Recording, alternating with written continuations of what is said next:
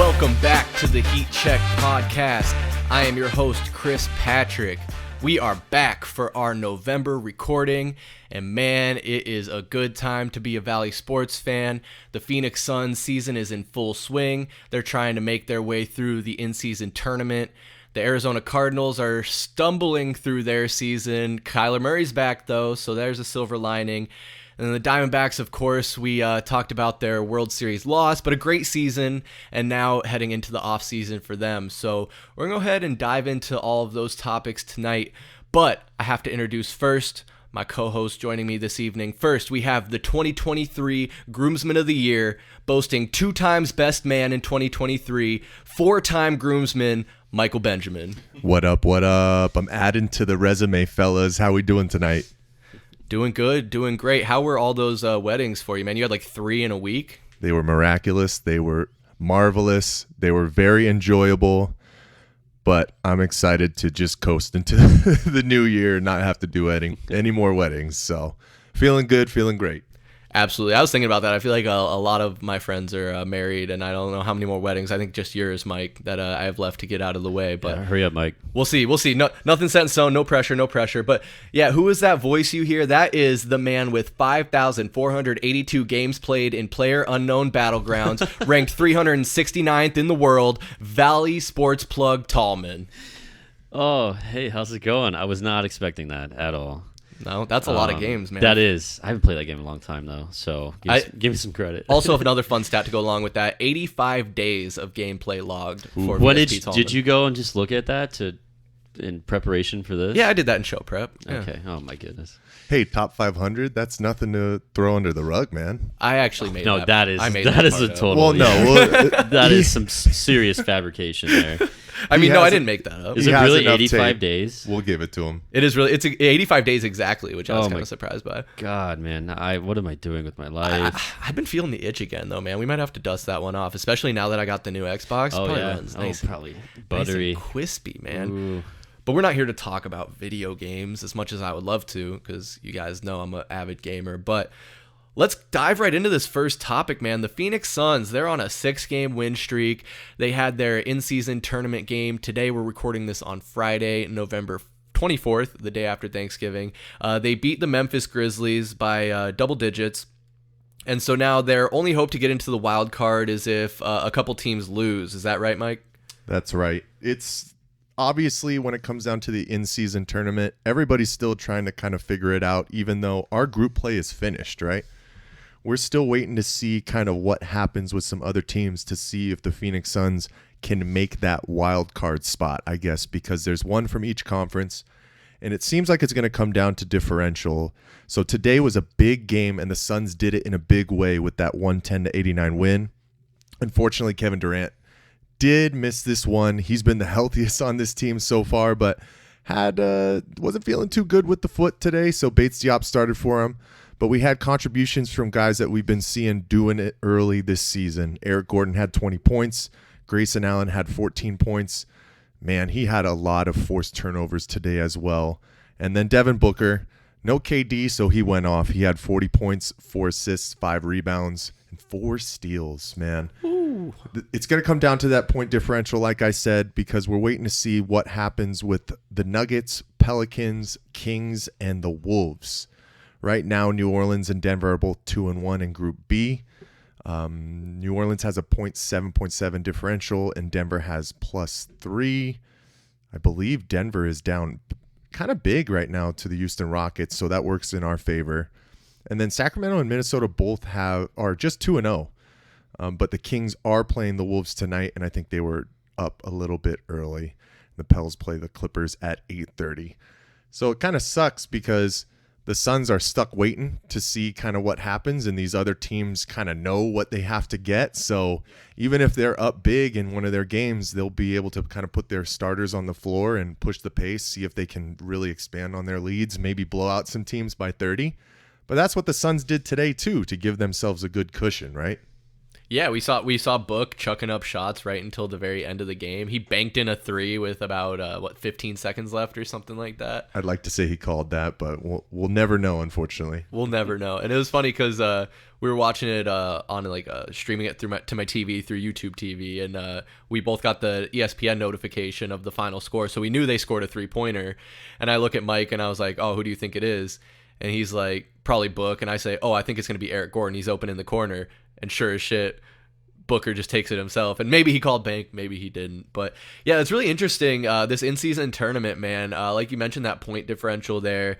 If the wins and losses are the same, it comes down to who had more points, scored more than their opponents and whatnot. So that's what's making this kind of interesting. And so as we've as I'm hearing you talk there, I remember when we did Pass the Outlet earlier this week. We talked about the in-season tournament, and I'm not a big fan, and we can dive into that a little bit more. But now hearing you talk about it, I'm kind of intrigued because I'm like, ooh, now if these other teams lose and we can get in, or if the points work out. Tallman, what do you think of the in-season tournament? Is this make you more interested in watching the Suns play? Well, yes and no. I think it's a great idea. I like the idea of it, and it's one of those things where it's so new and.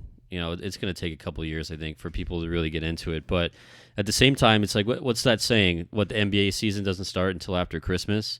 So what does the league have to lose to, have this in-season tournament? So it's a great idea. Obviously, it's going to generate a lot more revenue for the league and for the owners. But I think it gives you a little more excitement, right? Because sometimes the regular season is just so... I don't know. It's a long regular season. It definitely is. I know Chris, last time on the pod, we talked a little bit about should it be shortened, but it adds more excitement to it. And I don't know. I like it. I think some of the courts, the special courts they have, some of them are kind of awful. Yeah, some are better than the others. all red one. It's it's hard to watch someone play basketball on an all red basketball court, but. I don't know. I think it's nice, and then it'll be kind of cool to see the final game in Vegas, and they're playing for that trophy. And some of the lower guys. When I say lower, I mean some of the guys that don't make LeBron James money. Maybe $500,000 is it means something to them, right?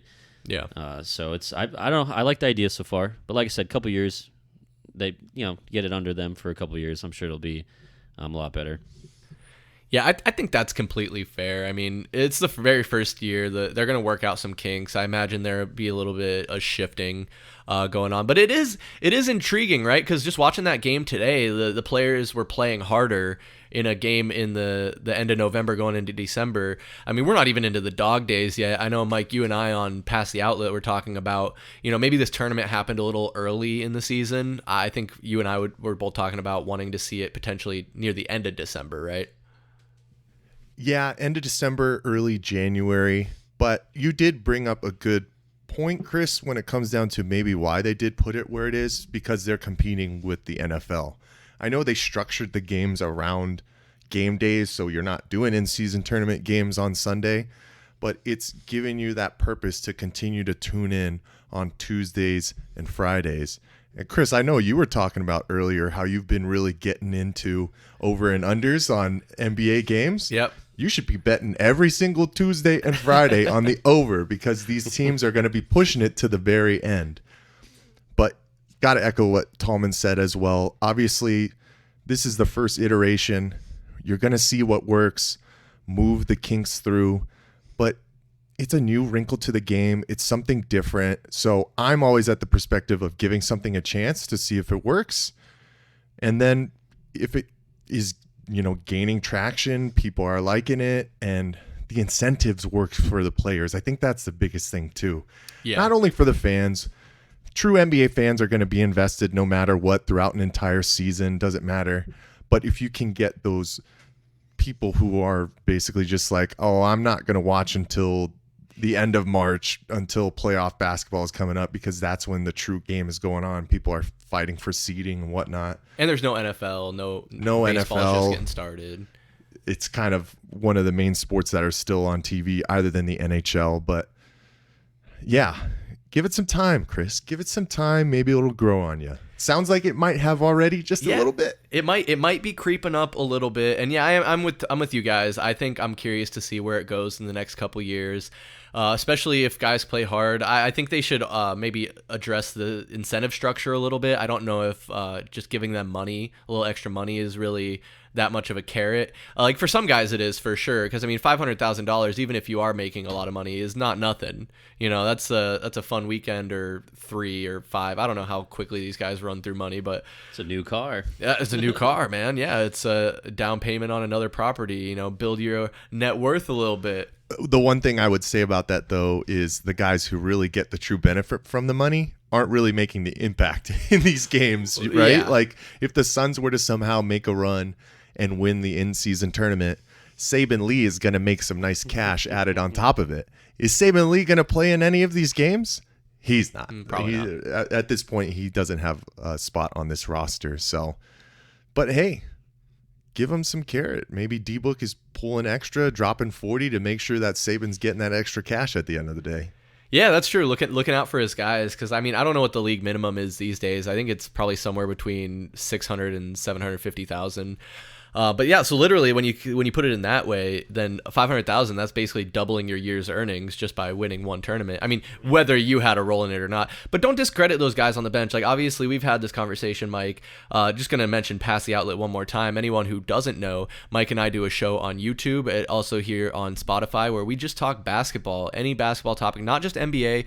We like to touch on college basketball. We've talked about the Big Three, the Slam Ball League that happened, our own experiences playing basketball, and a couple pretty cool interviews with some court attendants and players as well. So make sure you check us out there. But in mentioning the in-season tournament and everything, I think I'm willing to give it a chance, willing to see where it goes, and at the end of the day, why not? You know, give it a shot. It doesn't change anything. They're still playing their same 82. Mike, I think you said that if they play in the championship game, they'll end up playing an 83rd game, but really inconsequential, because I don't think they won't factor that game into like standings or anything. So it won't have an impact as far as that goes. It also won't factor into stats overall, which is kind of odd, but oh, wait, really? Yeah. Oh, that's just a championship game, right? Just a championship okay, game, yeah.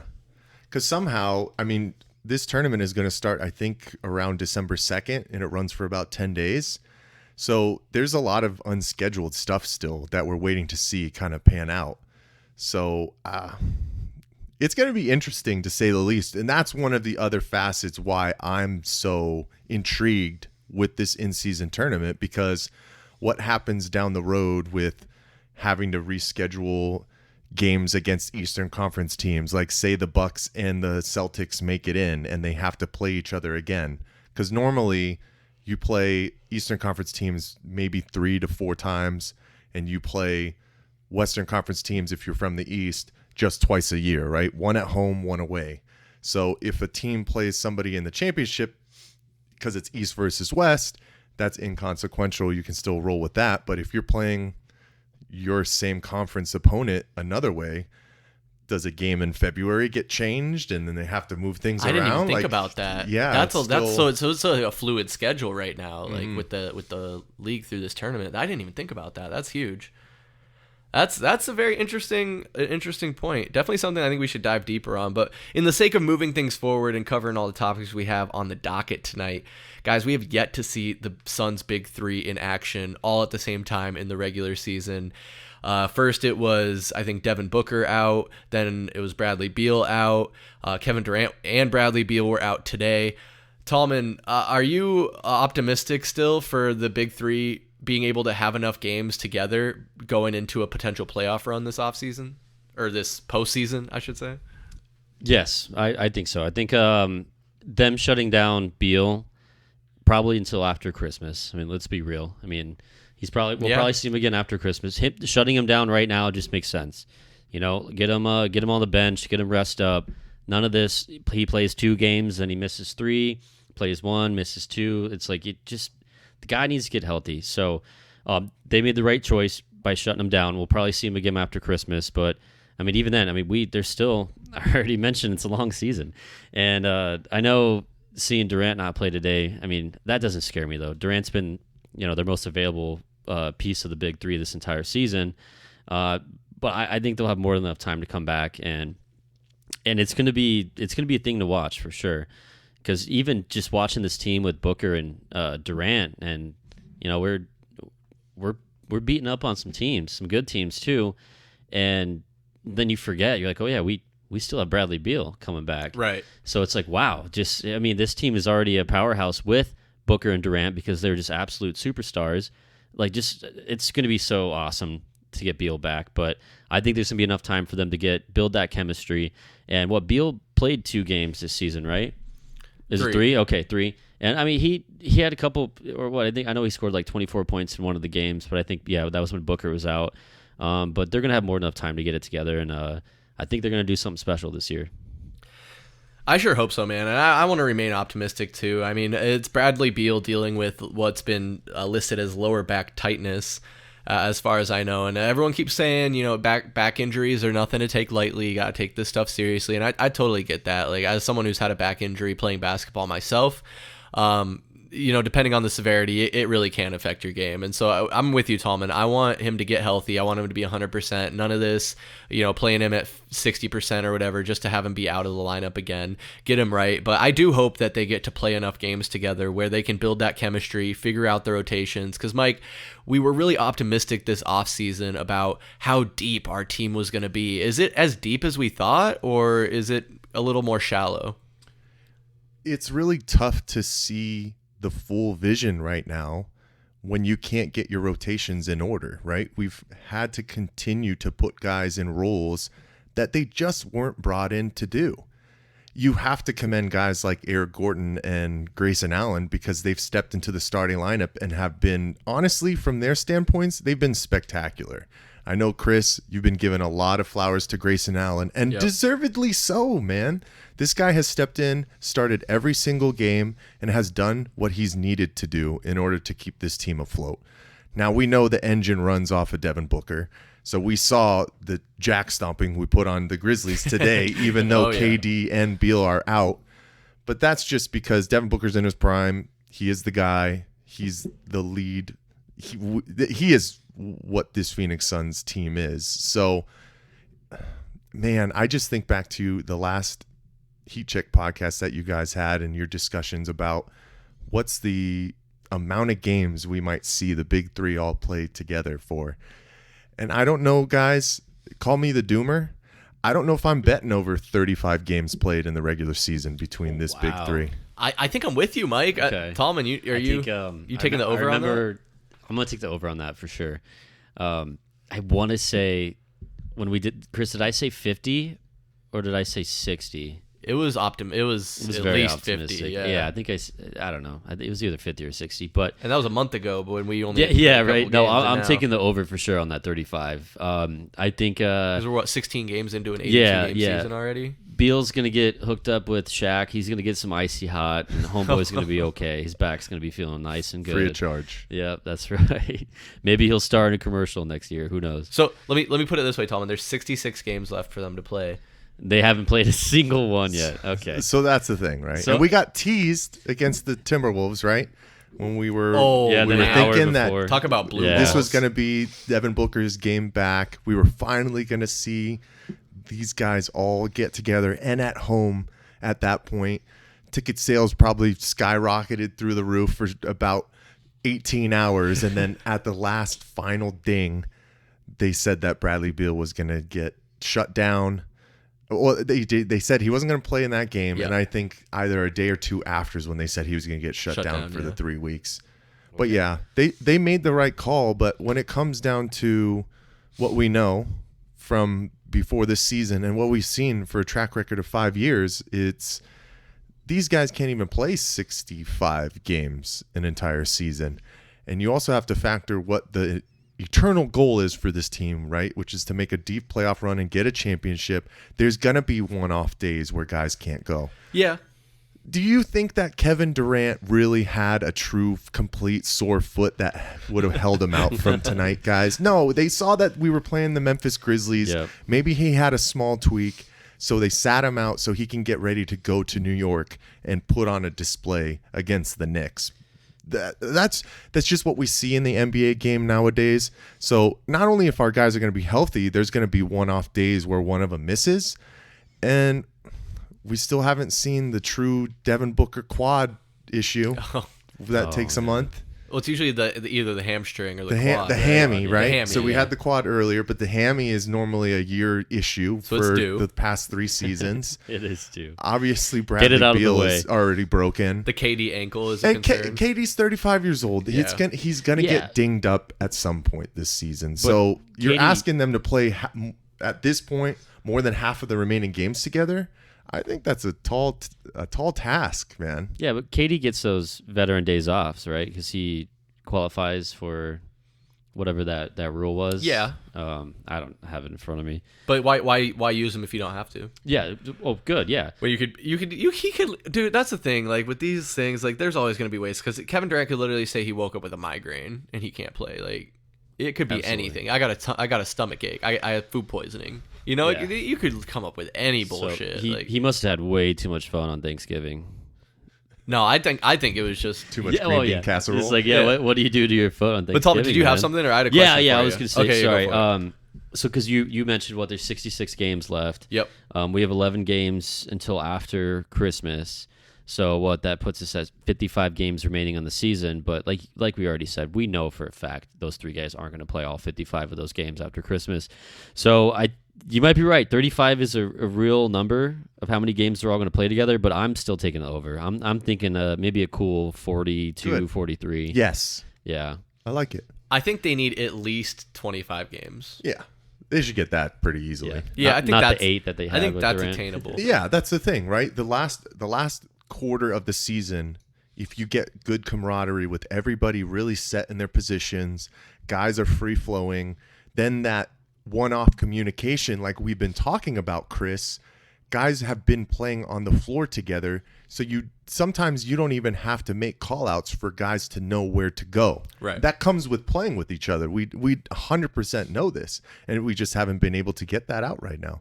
I mean, we've had one-off injuries already from our bench guys too, right? Yuta with his thigh. Drew Eubanks was out today. I know Eric Gordon has missed some games too. Yeah. So it's just going to be a continuous carousel with guys kind of going in and out. But if we can continue to keep the core together, especially when you get down to the playoffs, it shrinks to an 8-9 man rotation. Right. If we know what we're doing in that account, we're going to be just fine.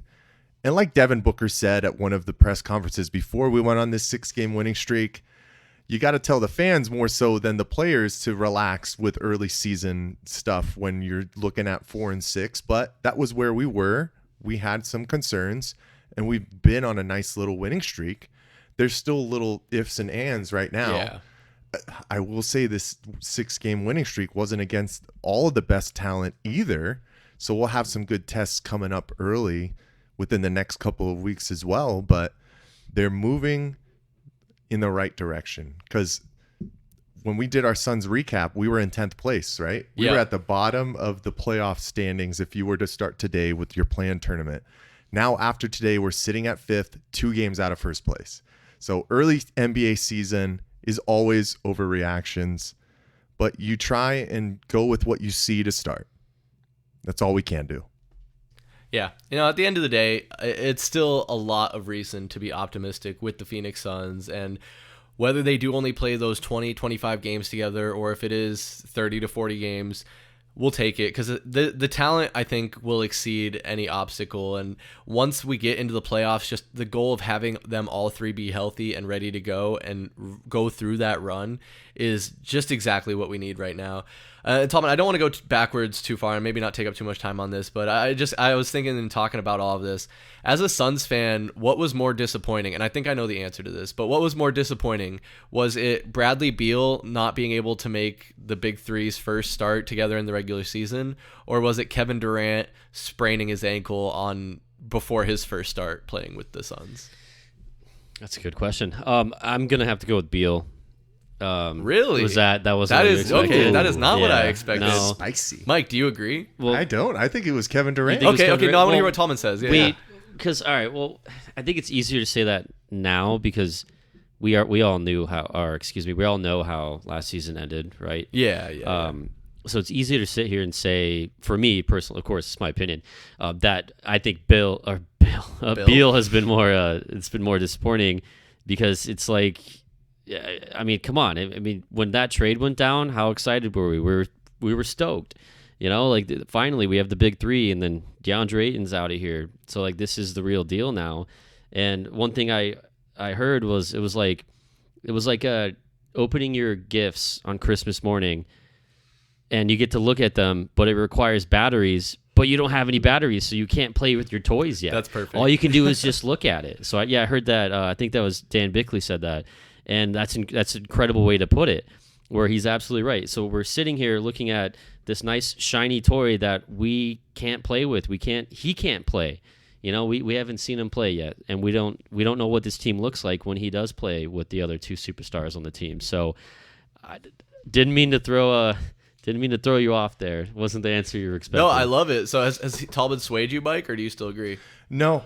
Sorry, Tallman, you didn't sway me. That's right. I think the biggest thing when it comes down to the Kevin Durant effect, when all of the rumblings started in the summer before last season, it was the biggest player that had Valley ties to possibly coming to this team since Charles Barkley, right? Those discussions that we had. Because you could go back and think about other players that we brought in, right? When we signed Steve Nash, it was still kind of like we didn't know that we were going to get a 2-time MVP out of him. We knew he did great things in Dallas, but they weren't willing to pay him, right?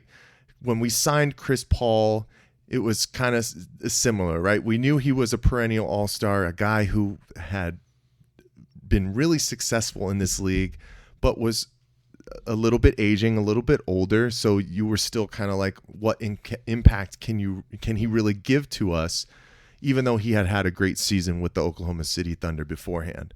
You're talking about a top 75 guy that finally finds his way to the Valley, and everybody had been talking about him possibly being here for 9 months, 10 months. Yeah, it's basically rumors, like tickling you, right? Rumors. Tickling you, because the Bradley Beal thing still caught us off guard, I Absolutely. think, when it comes down to us finally pulling that trigger and trading for him.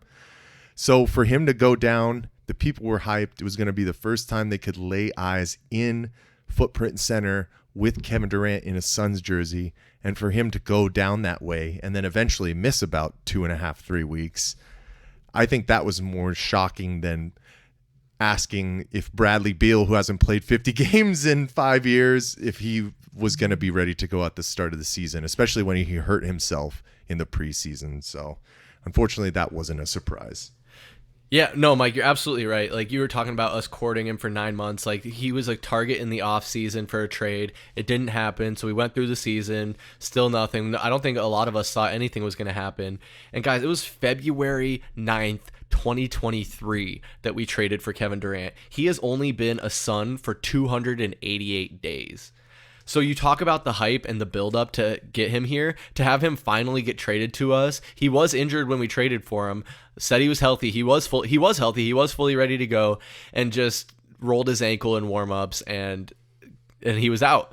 I would have to agree with Mike. I think that was way more disappointing, but that's not to minimize the fact that the Beal situation was massively disappointing, especially now that there's still no end in sight, because even when Beal is healthy, unfortunately, there is no guarantee that one of those two other guys will be healthy at the same time.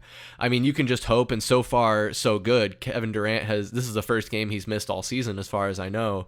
Devin Booker's finally healthy, and he's looking like he is in his prime, but like Mike and I were talking about, he just gets better every single year, and he's the guy that puts in the work in the offseason and does all these workouts and summer leagues and gets better. Mike, last thing before we kind of move on a little bit, I had written down here just a quick little toss out question for you. Is Devin Booker the best shooting guard in the NBA right now? Yeah, who else would you say? I was thinking, like, since I wrote it down, I've been trying to think about it, and nobody really comes to mind. Luka's more of a point guard, right? Luka's a point guard. You don't categorize him as a shooting guard, even though they have Kyrie Irving. Mm-hmm. He dominates the ball too much. But, I mean, that's another conversation. Now that Devin Booker is basically running the show at a point guard position, can you classify him as a two guard anymore? Right. I think he has to get either a full season or two under himself before you can really say that he is the true point guard, even though he's running the show, right? Right. I know there was some conversations about Anthony Edwards. That was a big narrative before that Minnesota Timberwolves game because he has had a good start to this season, especially for the Minnesota Timberwolves, who have been towards the top of the conference. But we saw what happened in that game. It was the first game that Devin Booker came back. He had an incredible game once again, and Anthony Edwards didn't really make an impact whatsoever in that game. So I think that's an easy answer. It's not Paul George. It's not Jaylen Brown. It's not Jaylen Brown. Donovan Mitchell. No, it's not. James Harden. Where do we start with?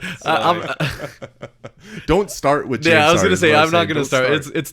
I'm not. I got love for James Harden, but it's not worth our time. It's not worth your time. Anyone listening to hear us talk about James Harden for 5 minutes. Devin Booker in his prime, best shooting guard in the league right now. Mike, you and I went to the Suns Warriors game on Wednesday night earlier this week, and we got to witness the other end of the Chris Paul Scott Foster rivalry. Very interesting. I noticed that when they were announcing the officials, I was like, oh shit, Scott Foster, here we go. And sure as shit, he got ejected after double technicals, I think within 30 seconds. And Steve Kerr also got a technical. Mike, we had a front row seat to that. What is your immediate reaction to witnessing that? Those are one of those things where it's kind of hard to go on both sides, because obviously in that standpoint, it probably helps the Suns. They don't have another facilitator for the Warriors on the floor anymore. They're already down Draymond, and we saw it throughout that second half until their second unit made that run. But it's the first time Chris Paul is back in Phoenix. I want to see him play the entire game. Like, Scott Foster continues to put himself at the forefront where people are not coming to the games to watch him ref. We're coming to the games to watch the players play. Weren't there like crazy amount of free throws in that game? Like there were 81 something? Total free throws. The Suns shot I think 52 or 55 free throws. That's crazy. I mean, obviously that's a benefit for us, but that should never be happening in an NBA game whatsoever. No. Like, God, how long was that game? Jesus. It went till after 11. Yeah. It started at 8. Started at 8. Because normally NBA games are maybe 220, between 220 and 240, if that. But it was funny. I had seen on X, somebody had posted a picture of Scott Foster's shoes. Like, they'll do the Hoka 8s or whatever. The Hoka 8s, you saw that too? I saw it, yeah. Like, they have Instagram accounts where they just take pictures of players' shoes and like list what they are. So it's like NBA superstar Scott Foster rocking the new Hoka 8s, whatever. And it's like, that's probably how he feels, man, when it comes down to him getting onto the floor. But it's not about him. It's about the players. Chris Paul called him a bitch.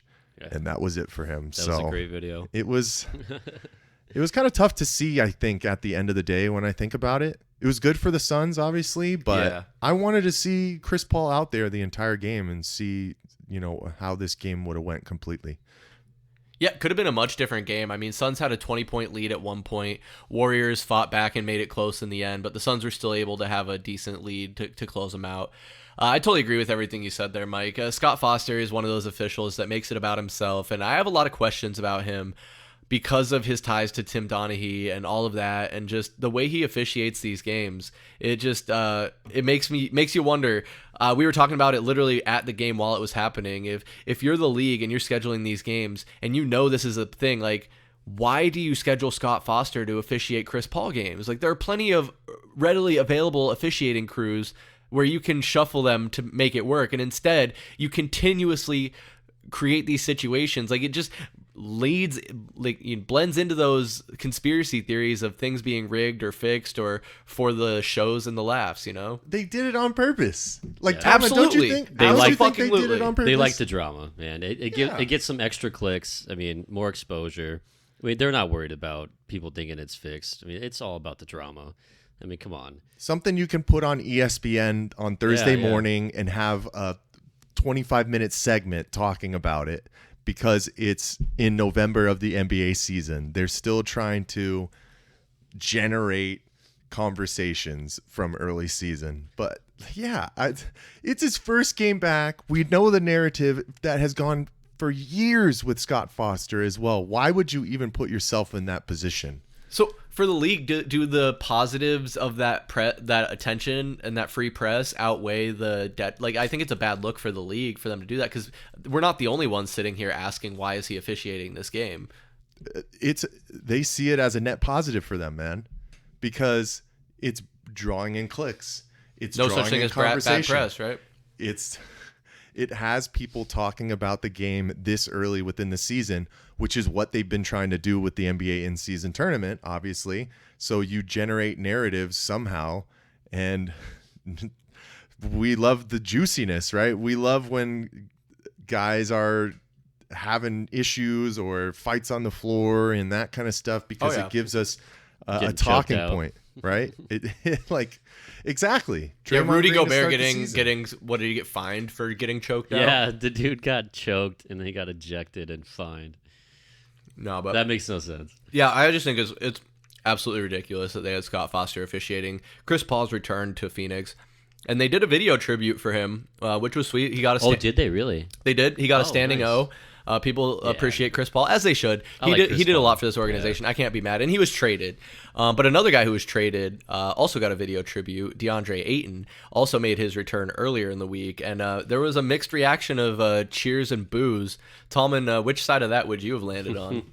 I heard there was a lot of boos. I would have been booing. He got like a 30-second tribute. I would have been on the boo side. And I don't know. And then what's funny about that is the game went on, and he had a classic DeAndre Ayton game where he came out hot in the first quarter. You're like, shit, this guy's got what? He's got like 10 points, 5 rebounds in the first quarter. You're like, this dude's about to drop 30 points. And then he comes back in the second half, and he's non-existent, not involved at all in the game. And what I think he finished 18 points, like 9 rebounds. That is your typical DeAndre Ayton game. And that was what we got all the time when he was here in Phoenix. So I would have been on the boo side. The guy is just so overrated. He's so overpaid, and I'm so glad he's rotting away in Portland. Is that too harsh? No, I don't think so. Because okay. that's I mentioned he was also traded, but the difference is the way they went out. Like Chris Paul, I think wanted to still be here. I think it was pretty apparent that DeAndre Ayton was either indifferent or didn't want to be here. And the way last season ended, there was a lot of speculation that Devin Booker didn't do his final press conference after that loss because of his frustration with DeAndre Ayton and feeling like he really cost them throughout the season and the playoffs, and especially in that game. He didn't. I don't think he even played in that last game of the season. And we've had so many conversations about that, and kind of like James Harden, I don't want to sit here and talk about DeAndre Ayton, but we did, Mike, talk about how his stats are very much the same, if not a little bit less than he was last season. And I kind of expected him to just be like a empty stat sheet stuffer, putting up 30 and 15 or something, 20 and 10 every night. But he just hasn't done that. He doesn't have the motor. DeAndre Ayton isn't that dude. And obviously Yusuf Nurkic isn't like the full answer for replacing him at center, but I would much rather have Yusuf Nurkic in here who understands his role, who will play his position, rather than DA, who thinks he's a star, but instead of playing up to his potential, he settles a lot, he sets screens that don't make sense, and really just is not having the energy we need. And so addition by subtraction, when it comes to that. But Phoenix Suns, man, they're going to keep on rolling. We'll have to see if they make this in-season tournament, advance into the next round. Going to be interesting to see how that goes. We do bi-weekly recaps of the Phoenix Suns season, so make sure you check us out on YouTube. Just search Valley Sports Plug, and you will find all of our videos, also recapping the Arizona Cardinals. So along those lines, Kyler Murray made his return for the Cardinals at home against the Atlanta Falcons, and they got the win in that one. Then this last weekend, they went to Houston to take on C.J. Stroud, and they took a loss there. Kyler Murray also seemed to take a step back from his return. So, Tallman, I want to pass it to you first. What are you thinking so far through the first 2 games of Kyler Murray's return? I'm loving it. I don't know about you guys. He came back again in that Atlanta game, and we were expecting some rust. We were expecting him not to be as free with using his legs, and a lot of that didn't really happen. It was kind of classic Kyler coming back against Atlanta, and ultimately we saw what happened. We won the game. Then coming to the Texans game, yeah, he regressed a little bit, but it was bound to happen. We were waiting for that rust to show. The rust did show in that game, a game where we had multiple opportunities to win. It's just unbelievable. And I'm not putting it all on Kyler why we didn't win that game. I think it was poorly coached as well. We had some questionable decisions there from a coaching standpoint. But Kyler coming back, I think he's shown a lot of promise. The upside's there. I'm honestly, I was impressed when he came back in that first game, and I think he's playing some good ball, and I think he came back at the perfect time because we still have the whole rest of the season. We have so many more games to put him under a microscope and really pick apart his game, and I think he's going to excel. And ultimately, boys, I think he's going to be here for the long run. So I was very, very happy to see some early success from him coming back off that injury. Yeah, especially in that Atlanta game, he really showed that he had no fear. He wasn't afraid to run it, which was one of my main concerns. Is a lot of times when guys come back from an injury like that, especially at the quarterback position, they're more hesitant to put the ball on the ground and just run with it. But he didn't. He didn't hesitate. He even got in the end zone, a rushing touchdown in that one. Mike, I mean, man, Kyler Murray did look really good in that Atlanta game, but then, like we're saying, in Houston, kind of took a step back, had some errant throws, some behind the receiver throws. What do you expect from him going forward?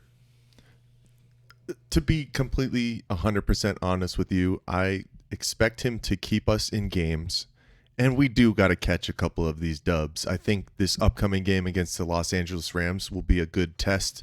Third game back at home. Matthew Stafford is just getting back into the fold as well, and we're not sure if Cooper Kupp is going to play just yet. I think he got a limited tag on Thursday. I think Puka Nacua is going to play as well, but that's what he has to do, man. He has to continue to put his best foot forward. And as far as last week, it was the offense as a whole that struggled. I think Drew Petzing's play calls obviously could have been better. Kyler Murray honestly didn't get too much help from the wide receiver core. I know one of the people that you touched upon, Chris, in the recap was Hollywood Brown, and his continued disappearance. I don't know if it's because they're not putting him into proper situations to get him the ball early so he can really explode and just make plays with the ball in his hands, or if it's continued too many deep shot routes. That's one thing we don't do here at Valley Sports Plug. If I don't know if I'm doxing ourselves, we're not watching the all 22 all the time, that's just not what we do right now. But then again, like Rondale Moore has that big catch to start the game and then just completely disappears. Doesn't have another catch. Greg Dortch, a guy who had one catch coming into the game, is our leading receiver, 6 receptions for 76 yards. So there's just still a lot of learning curves to go along with Kyler Murray getting back into the system. Obviously, a guy who hasn't played in 11 months, it's going to take him some time. It's not all going to come back to him right away. But we're at the point. Kyler Murray is going to be our future quarterback moving forward. He's shored up. He's under contract for the next number of years. Oh, yeah. And let's be honest, when it comes down to where the Cardinals might draft, right now, if you look at Tankathon, we're sitting in the second spot. It's not going to be Caleb Williams or Derek May. Those guys have been dismal in college to start right now. And if you think about the way that this defense has been playing and the pending turnover from a defensive standpoint next year, it's not going to be like last season when we lost Zach Allen and dude for the Minnesota Vikings, Byron Murphy. Yeah, I was going to say he's made such a non-impact over in Minnesota. Yeah, no, he hasn't done You forgot shit, his name.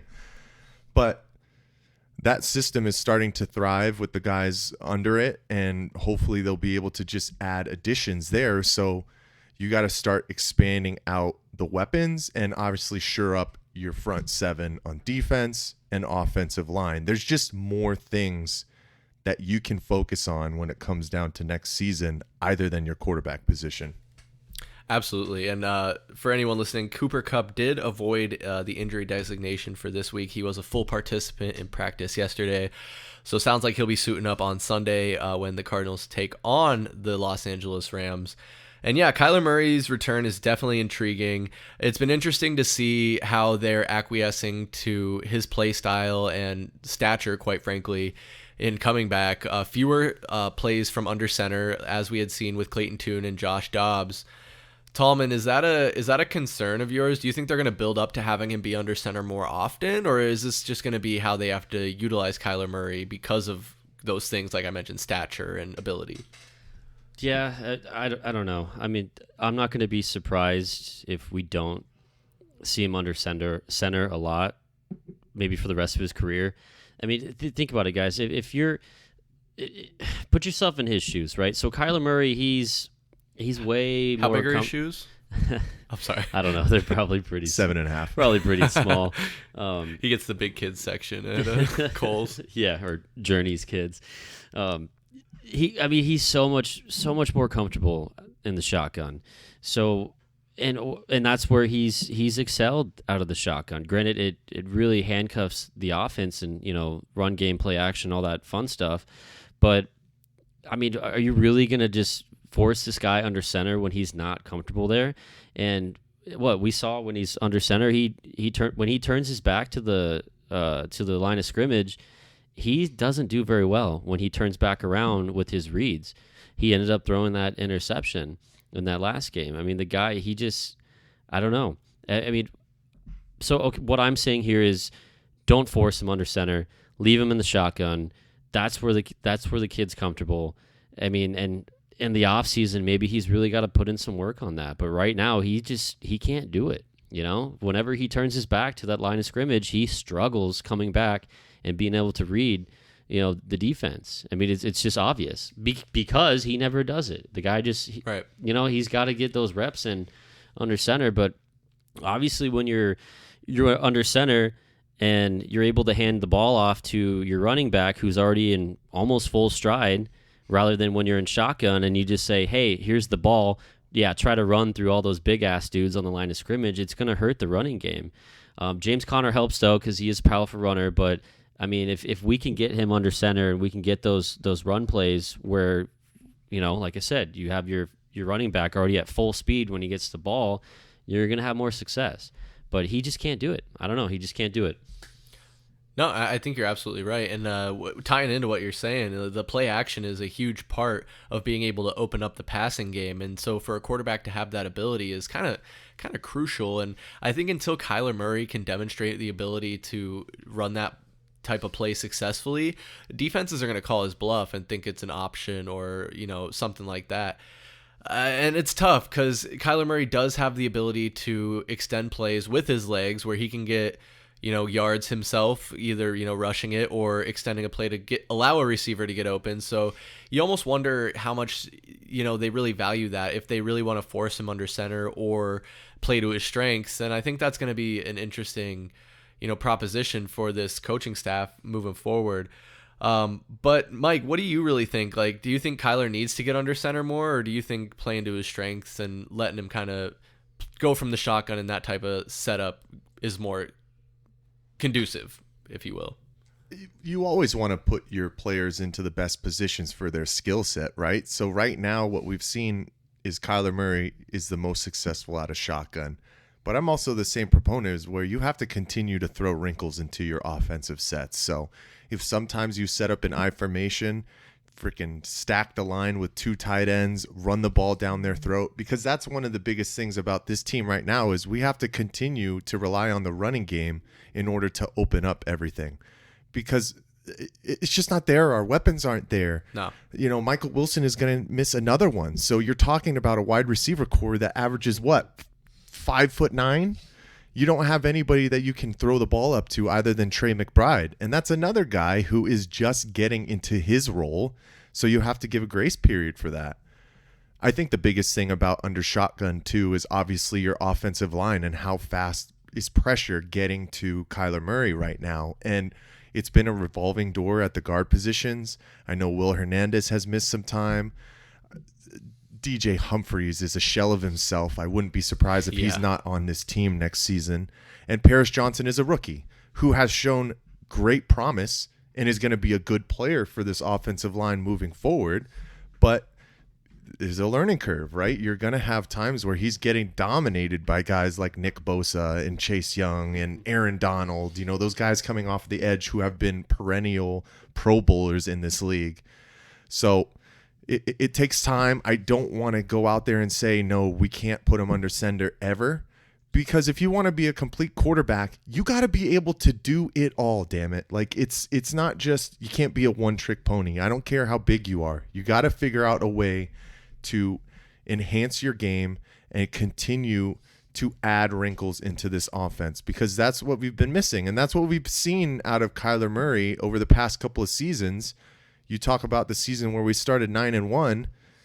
Teams started to catch on to our offensive sets, and then when we finally drudged into the playoffs, it was a disaster, and we just could never pick up from there because there was plenty of tape on him. So there's going to be plenty of time to grow this out, but I don't want to put a kibosh on under center. Like, you got to try.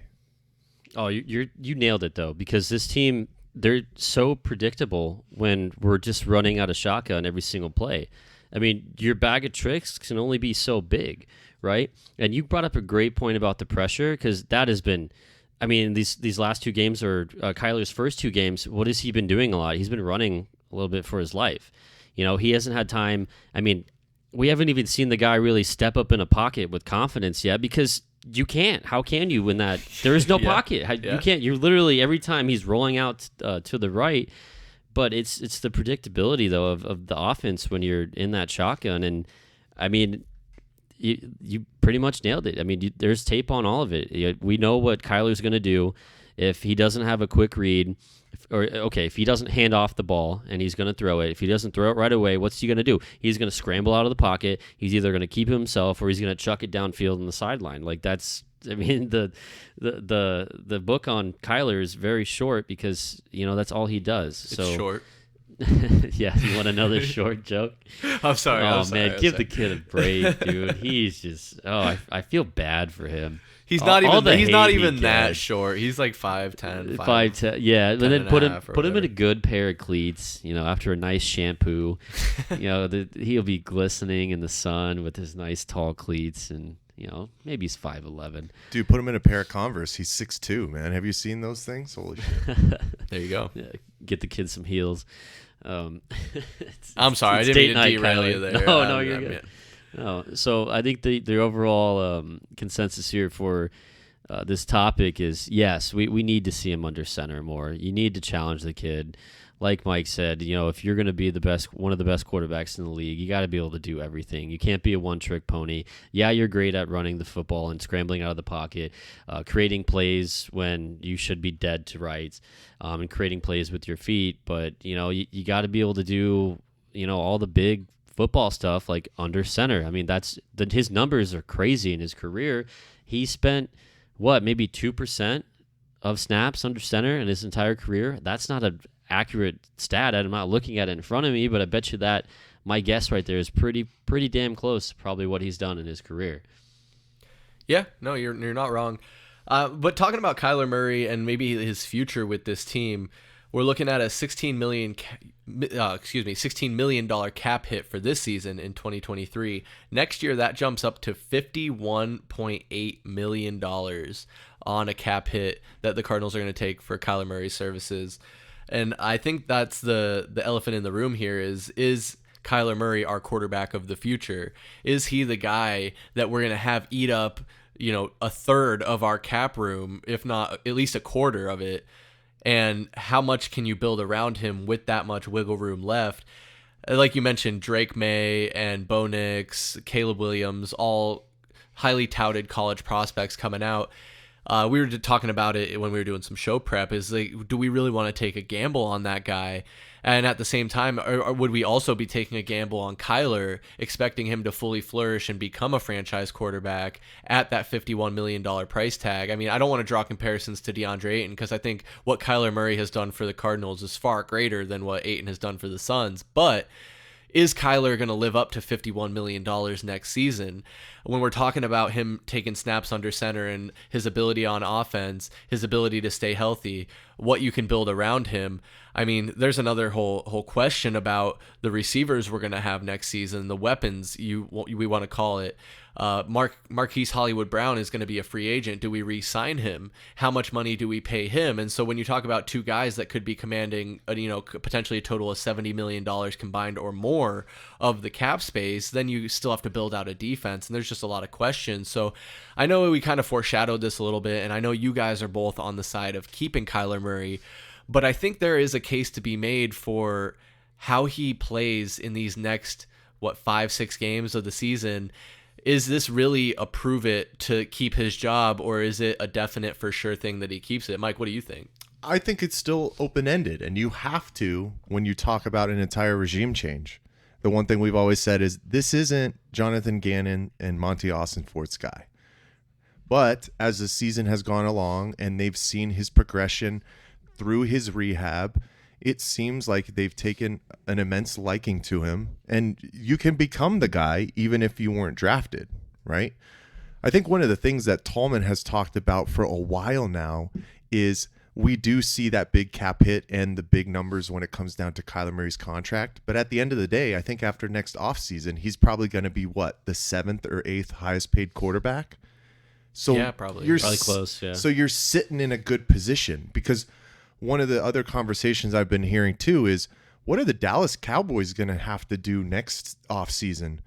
Because they're going to have to either re-sign Michael Parsons and CeeDee Lamb, who are both going to command big-time numbers. Dak's, I don't know if Dak is up as well, or he got a big chunk. I'm not exactly sure, but that's the NFL game. How do you fit the best players that you can onto a roster and pay everybody the proper way? I don't know. It seems somehow the San Francisco 49ers always seem to freaking do it. Bring in Christian McCaffrey and Chase Young and all these high-profile guys, re-sign Nick Bosa to crazy numbers. That's beside the point. But yeah, when it comes down to it, I think we're in a better spot than we think.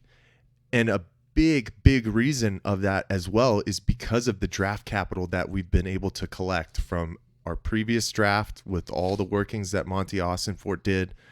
But you're going to have to hit on those, right?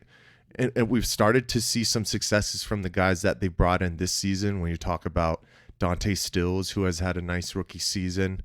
We're still kind of on the fence with Keitrell Clark and Garrett Williams, but they're going to continue to have opportunities, especially with Marco Wilson still just absolutely sucking ass. But, you got to hit on your draft picks when you have invested capital into your premium positions, and then see if you can get one-off guys. That's just how you have to do it to be successful in this league if you're not going to open up the pocketbook to a whole bunch of guys. Yeah, you're onto something there, Mike. There's just too much money. You owe Kyler too much money, and even if you want to move off of him, how are you going to find a team that's going to take that contract with his injury history, or not? Obviously, he doesn't have a long really history just of the it. one big injury. It's the one big one that he's coming off of, right? So unless this kid goes out there and he torches in the next 6 games. And then you're going to find a team that's going to want to trade for him and take on that contract. But if he goes out and torches, then you're going to want to keep him. There's no point in getting rid of him. You know what you're going to get from him. You know the type of player he is, his skill set. He's a very talented player. And then you go turn around and you're going to draft one of these quarterbacks in the draft. You don't know what they're going to be. What type of quarterback are they going to be? Are they going to have success at the next level, at the professional level in the NFL? Because that college to NFL, that's a really, really big jump, and it's very tough for some of these kids to come in to the NFL game and be successful. I mean, the list is very long of kids that have been incredible, just stars in college, right? And then they come to the NFL and they can't hang. Yeah. They can't play the game. And it's a huge jump. So, I mean, at this point, if you're a Cardinal fan, you want Kyler to succeed. You want us to maintain that good draft position, and you want to see Kyler stay because those are really big numbers, right? And you could cut him, but if you're cutting him, they've already paid him like $100 million, right? So you're cutting him, paying him $100 million for 2 years of service, and then you're still owing him money, and you're taking an $85 million cap hit in dead money, and that's just going to hurt you. But you're basically, if you cut him, the way to look at it is you're cutting him, you're drafting a quarterback in the top 5, and basically you're in your mind you're paying that rookie quarterback $50 million. So the It's financials, the same, it's yeah. still. So if you think someone else is better than Kyler, you're just trading, and then you're in the same position, right? Because that rookie quarterback's going to be on that rookie contract, and then you're going to owe Kyler all that money. You're going to take all that dead cap hit, but it's just there's no point in moving on from him. The other question that I have, this is specifically for you, Chris, as well. When I think about this Arizona Cardinals team, specifically the last 2 seasons, we really can't put the blame on the defense, right? This defense has continued to keep this team in games. We've had opportunities. I mean, we could talk about exactly last week. We have 3 turnovers Right. deep in the territory, and we can't get anything off of them. We're a couple of pieces away from this team being successful on the offensive end and talking about a winning franchise that can get you into the playoffs. Are you willing to take a risk on a brand new guy and go through the lumps of that, possibly have to sit around for another 2 seasons before they're really ready to take the leap that is necessary to propel this team into playoff positioning with a tough NFC West still, right? It just the NFC West continues to still be the same. Yeah. So would you rather roll with Kyler Murray, who's getting better off of his surgery? We know he's a guy who won NFL Rookie of the Year, has been a multiple-time Pro Bowler, at one point had this team perfect through 8 games. I'd rather take the proven commodity. It's the same thing when we talk about draft picks. Why would you not roll with somebody who you know what you can get? There might be limitations, but why am I going with the unknown?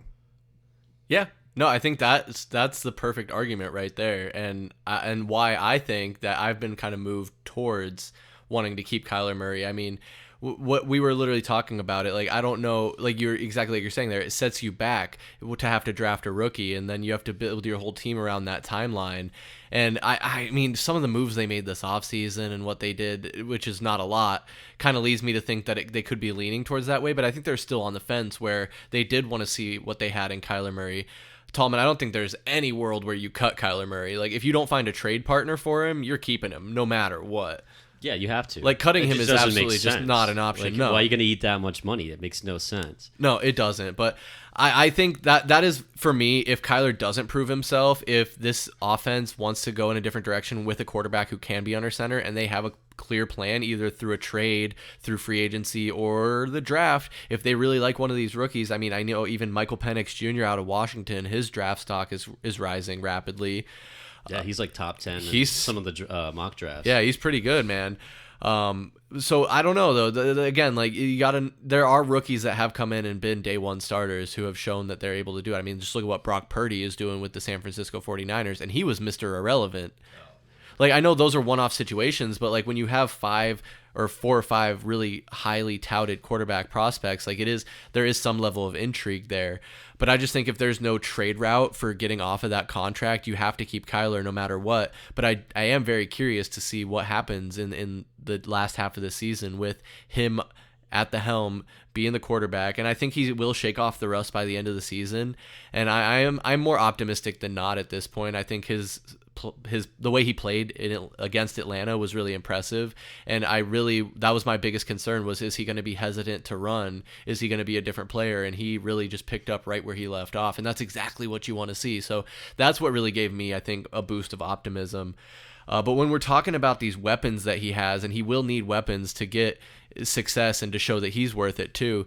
Hollywood Brown is what, all of 5'9"? Like, he's not a big wide receiver. And when you look at Tankathon right now, they have us taking, not them, but like where we are at in the rankings, we're taking the second pick in the NFL draft if the season ended today. And so Tankathon in their mock draft has the Cardinals taking Marvin Harrison Jr. out of Ohio State with that second pick, which I mean, obviously a generational talent, a guy who can really make a difference on an offense. I mean, you think of the last wide receiver we took with a first round draft pick, and I think that was Larry Fitzgerald. Had to be, right? As in a position that the Cardinals are in. I wanted like to say that 3. confidently, yeah. Yeah, like a top 3. No, we took oh shit, yeah, I don't know. Michael Floyd no, I think he was a second rounder. Oh man. That's a great point. So used to us drafting a linebacker in the first round. Yeah, I should have just rolled it that confidently, like that was Yeah, you might absolutely be. 100% the truth. Because it probably is though. But I didn't want to come out and say that Marvin Harrison Jr. could be the next Larry Fitzgerald, because you never know. But I do think that there is, for me, a strong desire for us to get a guy like that. I really would like to see them take Marvin Harrison Jr., but I've heard a lot of Valley Sports pundits saying that the Cardinals shouldn't look to take a wide receiver in the first round, and basically saying they shouldn't take Marvin Harrison Jr., that there are greater needs on this roster and positions that they could fill out either on the defense or, Mike, like you're saying, the offensive line. Do you think there's merit to that, or should they absolutely take Marvin Harrison Jr.? Tallman, I mean, I'll pass it to you first. Okay, yeah. So, Mike, you're right. Michael Floyd was a first-round pick. Oh, yeah. okay, damn. And in 2012, yeah, he was 13 overall. Okay, so this is just... It's funny that we're having this conversation because it's just a no-brainer. Anyone out there is saying that if they have the chance to draft Marvin Harrison and, oh, no, we need an edge rusher. Oh, no, we need a cornerback. We need another offensive lineman, right? No, bullshit. You take this guy.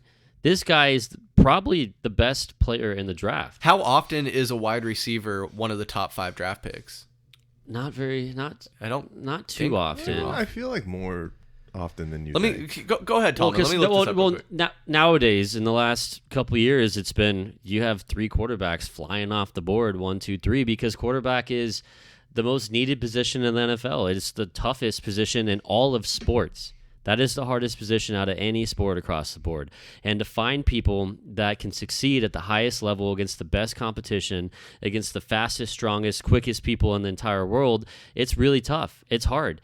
And we can't all be like the 49ers where we're paying our starting quarterback $500,000 because he was the last pick of the draft, and he's only lost, 2-3 regular season games now. The kid's a stud. That we can't all be that lucky, especially after the 49ers absolutely whiff on maybe the worst draft day trade in history, trading up to get Trey Lance, and he's awful. And then you end up going with the kid that you draft in the same draft as Trey Lance as your starting quarterback, and you're one of the best teams in the NFL. You know, for Arizona sports, we just can't be that lucky, all right? So let's not compare ourselves to others, because you know what happens when you compare yourself to others. It never works out for you. So you got to take him. You have to. I mean, this team, you need that dynamic playmaker on offense, and it totally works out too, because Hollywood's contract's up. He's a free agent. So what, are you going to pay Hollywood? No, you do not pay Hollywood. He's not wide receiver 1. He does not deserve to be paid as a top wide receiver on a team. If you can get him on a deal, if he wants to do a little hometown discount, which he's not going to, you don't re-sign him. You don't pay him $20 million a year. You draft Marvin Harris. You take you push up Rondell Moore, give Dortch some more exposure, and then you hope this Wilson kid can actually stay on the field and not act like he's still in Stanford. Oh, so, he was waiting to drop that one, Chris. I was, you already know it. Because he's great when he's available, and what's the best trait you can possibly have as any type of player in any sport? What is it? What's the best trait to have? Availability, right? Because you could be the shit and the piss, but if you're not playing, well, then what's the point? You're chopped liver to me. It doesn't matter. But you have to draft Marvin Harris. There's just whoever's sitting out there saying that they should not do that because they have more glaring needs on this team. No, when you're in top 5 in the draft, even top 10, if you have a chance to draft one of the best players in the draft, you go best available. Right? I'm not saying go draft Caleb Williams because he's the best of it. No, that doesn't make sense. But you draft the best non-quarterback that you can get, because it's literally going to change. It's going to change the offense drastically. You have to pick him. Tallman, do you remember when we were in the same predicament where we had to draft best available? Do you remember who we took? Isaiah Simmons? Yeah. Is that what it was? And I was stoked when we picked him too, I know. because the hype was real. For that kid. It was so big. Right. One-off occasions, it doesn't work out. But in Marvin Harrison, you're talking about, I mean, generational talent. I don't know if that even justifies what this kid is. 6'4", 205 yards. I said 6'3". I was even wrong. Wow.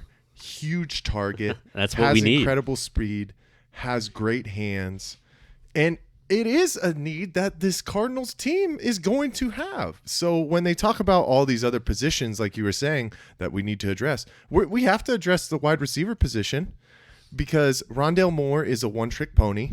This is who he is at this point. Unless you're giving him wildcat formations or maybe getting 2 deep balls a season, he can't get involved. Like he hasn't panned out. It hasn't worked. And Michael Wilson has promise, but he's also still a rookie. Like, I'm not ready to put a huge investment into him just yet to be a number 1 guy. So if you get somebody like Marvin Harrison Jr., automatically comes in, is your number 1 wide receiver, can get you 80 to 90 catches in that first season just by his sheer talent alone.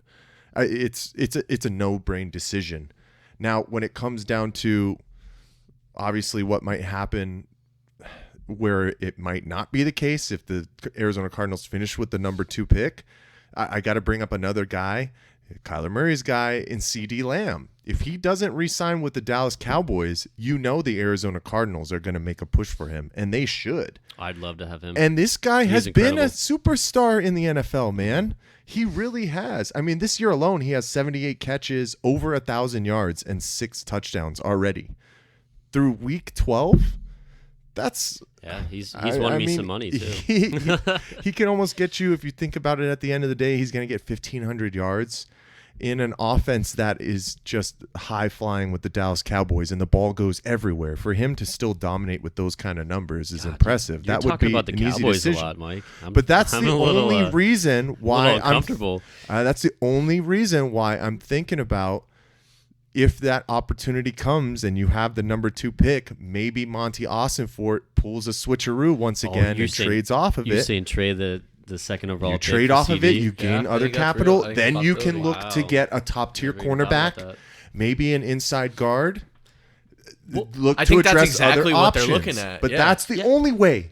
If you stuck at number 2, if you're not taking Marvin Harrison Jr., it's a disgrace at the end of the day. That's the way that I think. And we're forgetting that we have the Texans' first-round pick, right? I mean, you can still get a solid cornerback or edge rusher at number 20, number later in the 19 first round, in the first round of the draft. Absolutely. Like, you can still get a guy that's going to make a huge difference on your team and fill a huge hole.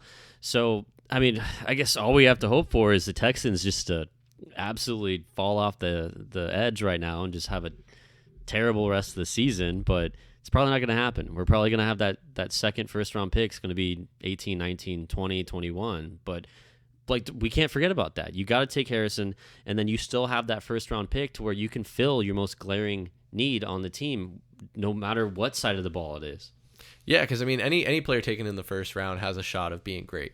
I mean, especially even later on, we've seen guys in second, third, fourth round become great players in the NFL. It's really kind of a crapshoot because these guys, while they do develop in college, they will continue to grow, and the NFL is a totally different game.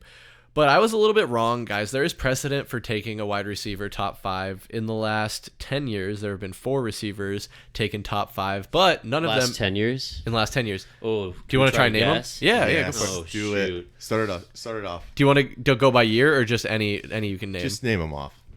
I know you're not going to get them Well, all. okay, all right. Do the year. It might help us out. You want me to name the year and then you try and name the player? Yeah. That might be harder. Just try and... Okay.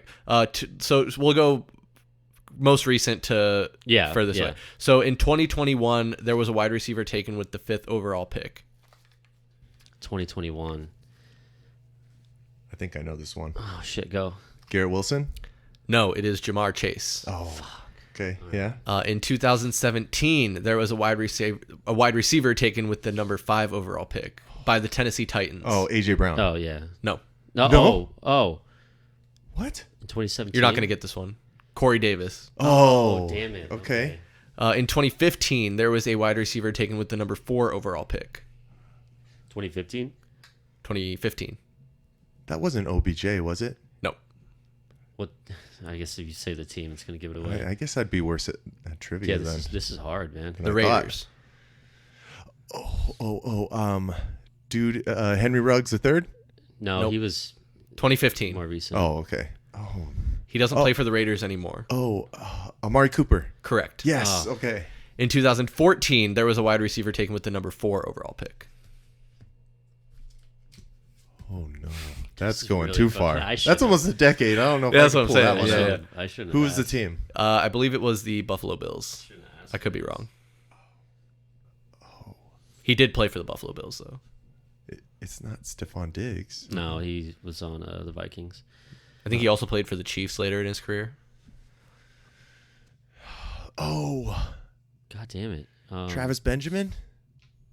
No, that was Florida State. Oh, man. Who the hell is Travis Benjamin? Initials SW. Oh, Sammy Watkins. Correct. Oh, Jesus Christ. Yep. Wait, so who did we meet? Did you name everybody? Yeah, I named everyone. It was Jamar Chase, Corey Davis, Amari Cooper, and Sammy Watkins. Okay. Also in 2012, Justin Blackmon was drafted with I the remember number him 5 from Oklahoma pick. State. Yep. With the... It wasn't the Red Rocket. Justin Red Rocket was Blackmon. Andy Dalton. Yeah, Red Rocket was Andy Dalton. But do you remember that old guy from Oklahoma State who ended up getting drafted by the Browns? Brandon Whedon? Yeah. Brandon, Yeah. Was he like 29? Yeah, he was older, yeah, for That's sure. funny. He was in the military or something and still had his eligibility. I don't even remember. But yeah, so there is precedent for taking a wide receiver with a top 5 pick. Well, only half of those really panned out? I mean, Jamar Chase, Amari Cooper, Sammy Watkins. Yeah, I don't Watkins he's good for maybe 2 seasons. He made 3 some seasons? He was impacts in pretty each good. place he Yeah. went to, it seemed like. I feel like he became Not the- in but he Kansas never City. he wasn't within the upper echelon like those other No. guys. no. Well, that's Jamar fair. Chase is More than Corey Davis was definitely the Jamar least. Chase is a superstar. And Justin Yeah. Blackmon, the honorable mention. Neither of those guys became anything. Yep. But none of those guys were a top 3 pick. And I didn't go back far enough to see when the last time a wide receiver was taken with the top 3 pick. If we want to get really specific and narrow it down. I mean, there is no guarantee that we're going to have that number 2 pick. There are still games to be played.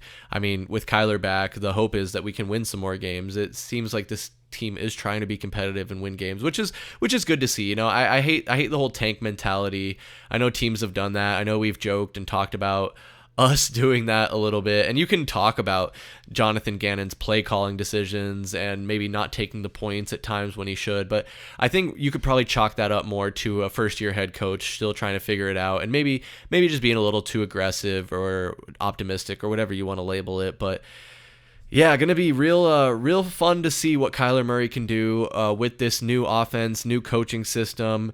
Trey McBride has been a diamond in the rough. What an absolute stud filling in for the injured Zach Ertz. And I think, honestly, a guy that I think will be a cornerstone of this offense going forward. I'm pretty optimistic, guys, honestly. I just think there's going to be a lot of fun conversations to have as we finish out this season and moving into the off season. And I know I've been using this word a lot, but reason to be optimistic for the future of the Cardinals. Honestly, I think every Cardinals fan should look up and be looking forward. And when we're talking about being optimistic, another Valley Sports franchise that I think a lot of us are optimistic about, the Arizona Diamondbacks, man, obviously coming off the heels of their first World Series appearance since 2001 and just an incredible postseason. I miss baseball for the first time, maybe in my lifetime, to be perfectly honest with you. Like, man, that season, not the postseason withstanding, the whole season was a lot of fun. Following this team, the growth, the youth, it was just an incredible experience. But I'm not here to rehash all of that because there is some news. Like I'm saying, like, I'm excited for the offseason. I'm excited for them to get back to it. And they're already making some moves. The winter meetings are over. The free agency period is open. But before we get into all that, the Diamondbacks unveiled some new uniforms, bringing back a little bit of teal into all of their uniforms with some teal trim mixed in with the Sedona red, black. And I expect at some point they'll have what do they call them? City edition or whatever they're called. Los Serpientes, something like that.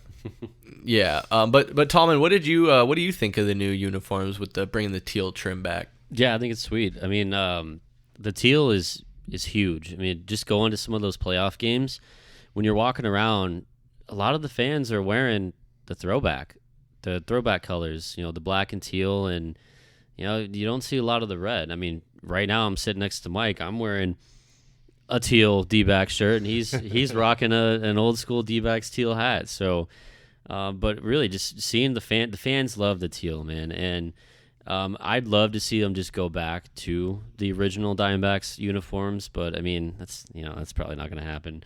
But I think they're crisp. I like them. I like them a lot. Mike, are you digging them? Yeah, dude, I think that black one is a top 3 uniform in franchise history already. I think that's probably my favorite out of one's all of sweet. them. The outline is so crisp.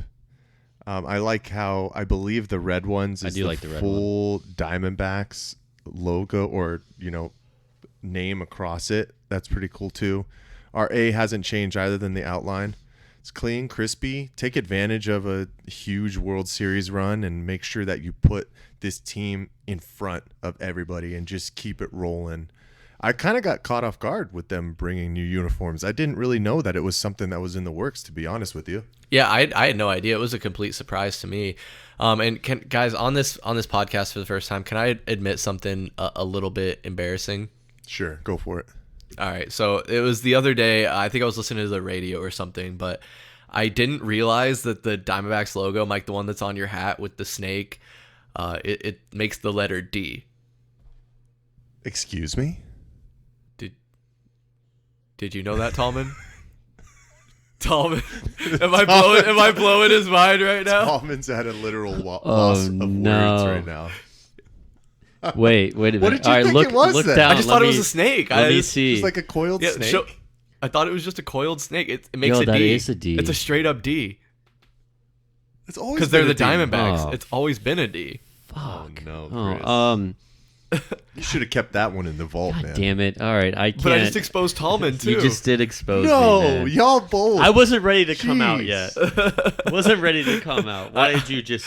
I'm sorry. You just outed me, man. I'm sorry. I can't. I imagine we are not alone. On Thanksgiving. If anybody is listening to Wait. this, please comment and let us know if you knew all along that it Oh, was a D damn or it. if we just blew your mind. 'Cause That is a D. It's totally a D. Very clear. That once you see it, you can't unsee it.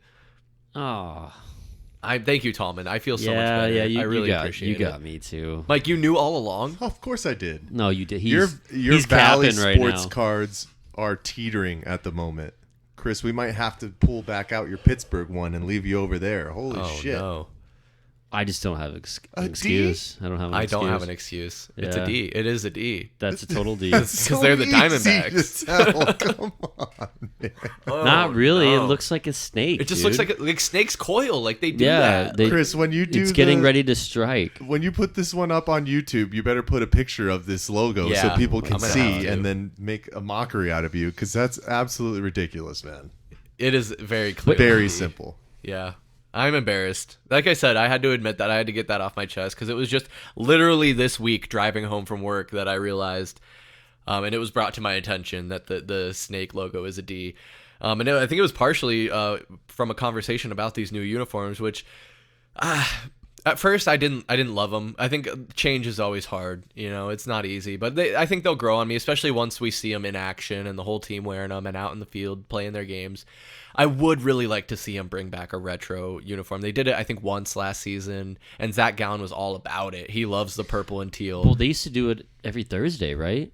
Oh, I think you're right. For a Yeah, Throwback for a while, Thursday? yeah, a couple years ago, yeah. Yeah. So hopefully they bring back something like that. I'd really love to see it. Or like they did the Serpientes jersey this last season.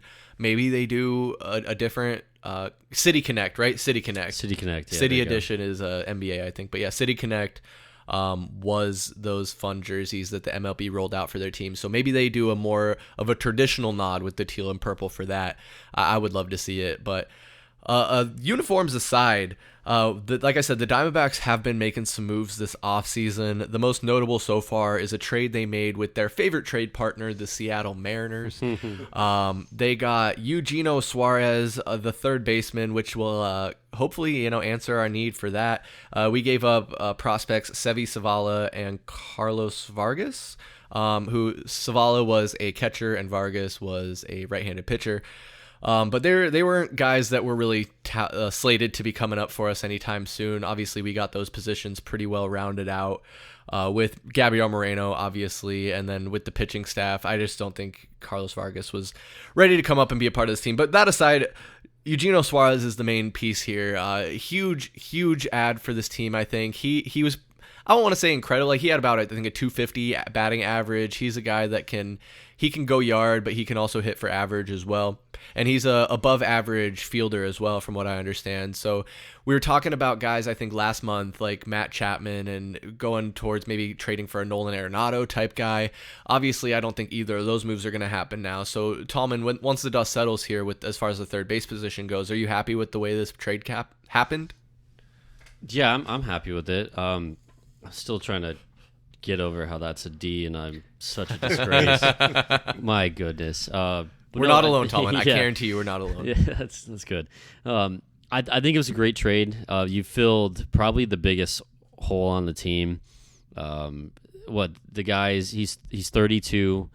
I think his contract, I think he's owed maybe $11.5 million, just under $12 million. So it's right in the sweet spot of what this team is going to be doing. I mean, we're not. I don't want to say we're not going to be having that big splash signing where we're going to, dish out a $250 million deal, but who knows? Hopefully we do. But with Suarez, I mean, he's a guy he can hit for power. He's a right-handed bat, which we needed. We're losing Pham, and he's not owed a lot of money. He can hit the ball. Like you mentioned, Chris, he can play some defense. He does strike out a lot. I want to say he was close to leading the NL in strikeouts last year. Ooh, yeah, that's over 200 times. Yeah, so the guy can whiff a lot. So he's always swinging for the fences. It sounds like. Who knows? Or but maybe he can sharpen that up. But we do need that extra power. We are losing Gurriel, a guy who's projected to get like 15 to 20 million a year, which is just crazy to me. But we're missing that. We're with Gurriel gone, we're missing that extra pop off the bat. So he'll do that. He'll fill the need at a very low price. And I mean, you just mentioned the trade. We did not give up a lot to get this guy, so he's going to be good. He's going to be serviceable. He's not going to be an all-star. I mean, we'd love Chapman to come in, but I think it was a great trade. Yeah, I got to be honest, guys. I loved it as well because you're talking about another veteran presence, right? Because we probably know that Longoria is going to be gone, but 10-year pro, started his career with Detroit and then 7 years with Cincinnati, and then obviously the last 2 with the Mariners. But he's played over 140 games in 7 years of his career. So he's an everyday kind of guy. And Tallman hit it right on the head.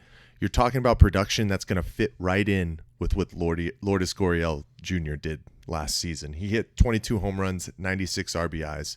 I think Lourdes was right around 25 and 82. Yeah. Similar numbers to Cattell.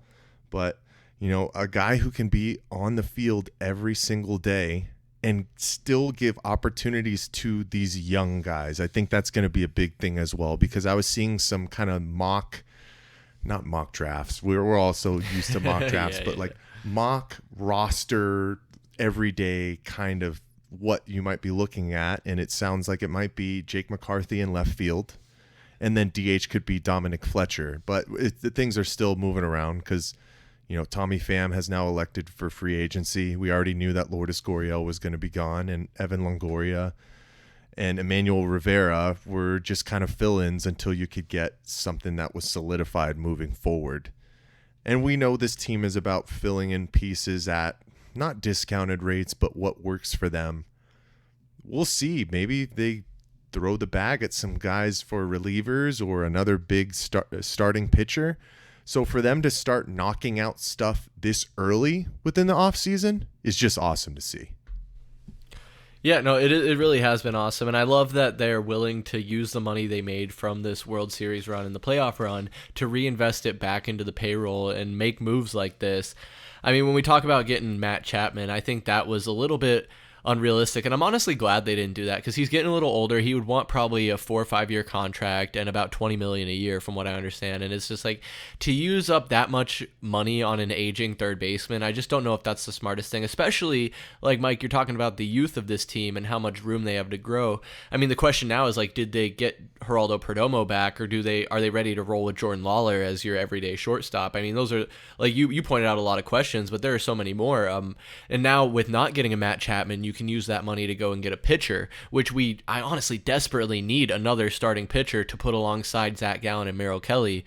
Because if you have a third and hopefully a fourth starting pitcher, then you won't have a repeat of what we saw in this postseason, where we were having to have bullpen games, where we were having to start rookie Brandon Pfaadt, which I'm not saying Pfaadt doesn't have a place in the rotation. I absolutely think he does.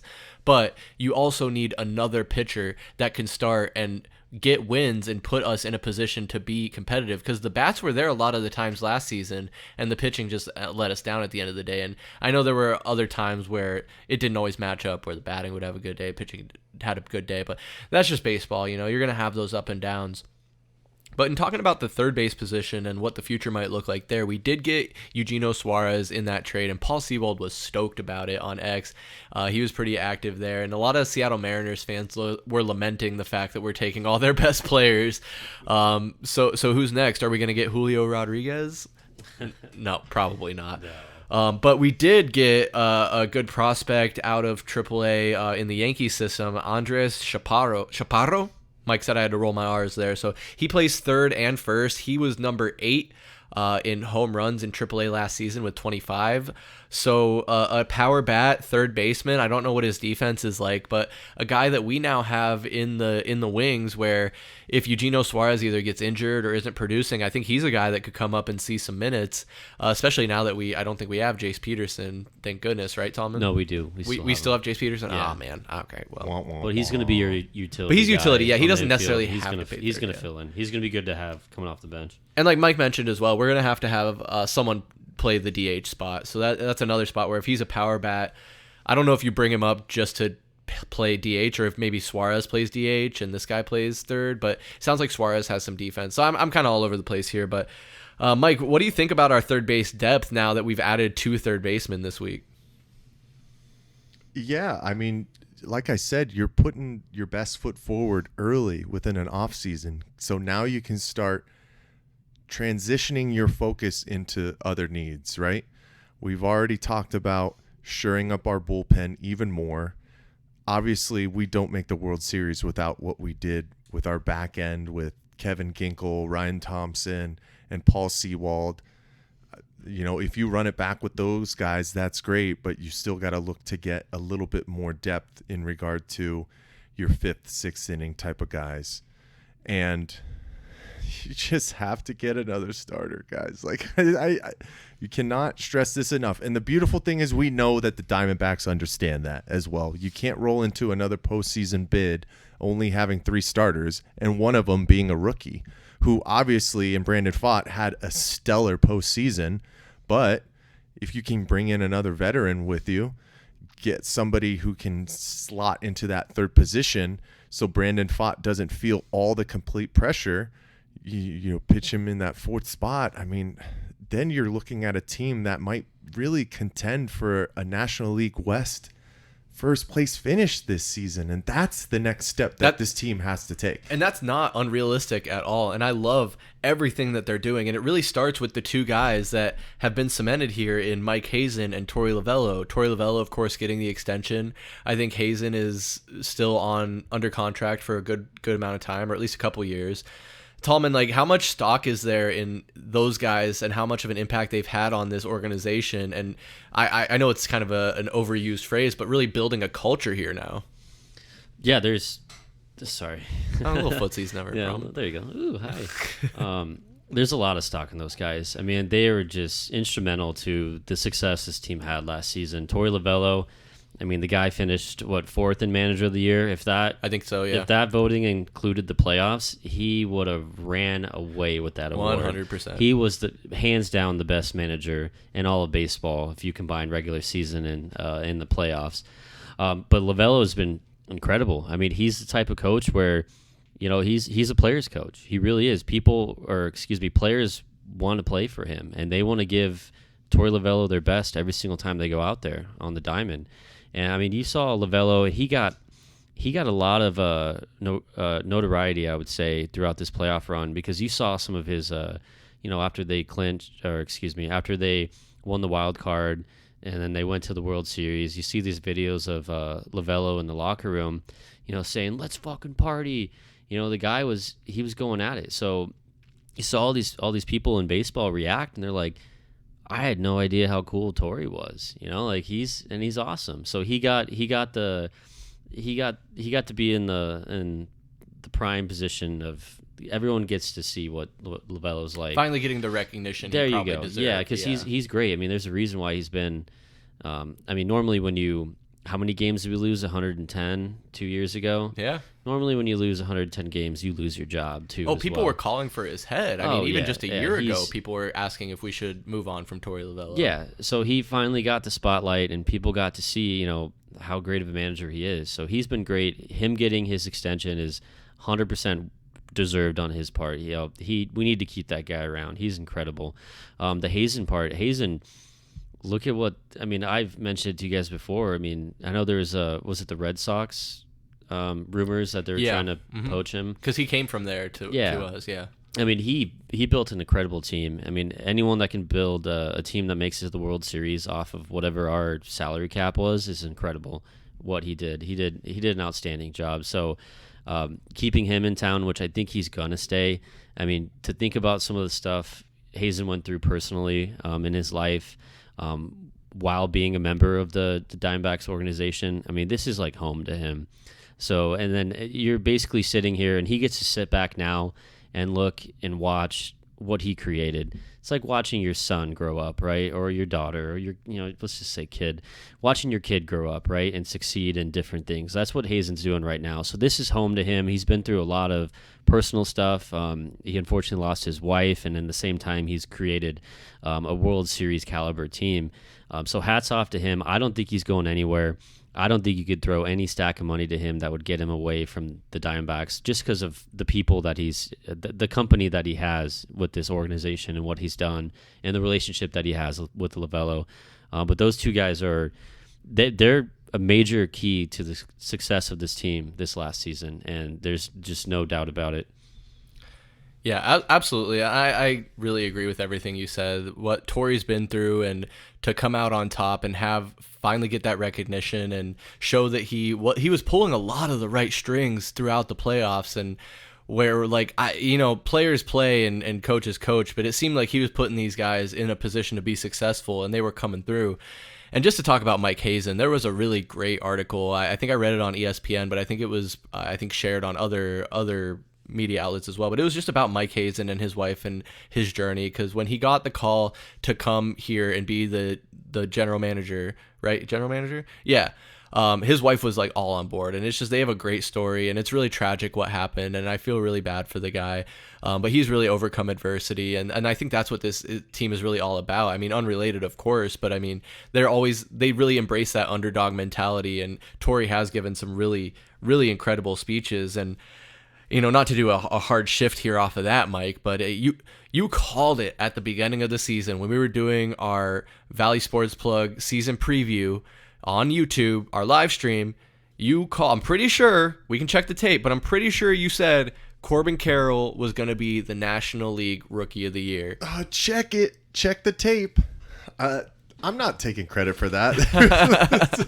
75% of anybody who's followed baseball probably called that as well. What a stellar season from this young kid. Unanimous Rookie of the Year, right? Him and Gunnar Henderson? Yeah. Both? Yeah. Was that the first time? Both have been unanimous? In a while. In MLB? It's happened before, I think in the 90s and then before that. Yeah, just far and away a guy who just made multiple contributions for this team, not only in the outfield, but on the base paths, timely hitting.